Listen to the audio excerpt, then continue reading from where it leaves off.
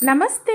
చరిత్రలో ఈరోజు జూలై 6, 1930న మంగళంపల్లి బాలమురళీకృష్ణ గారు జన్మించారు. ఆయన 8 సంవత్సరాల వయసులోనే సంగీత ప్రదర్శనలు మొదలుపెట్టారు. 400కు పైగా కృతులను స్వరపరిచారు.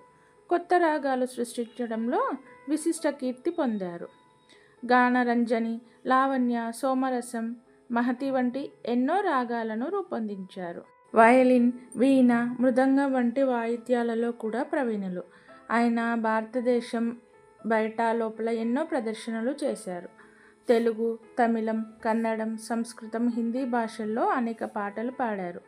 ఆయనకు Padma Vibhushan, Sangeet Natak academy, national film award, సంగీత రత్న, సంగీత సామ్రాట్, గాన గంభీర్య వంటి బిరుదులు ఉన్నాయి.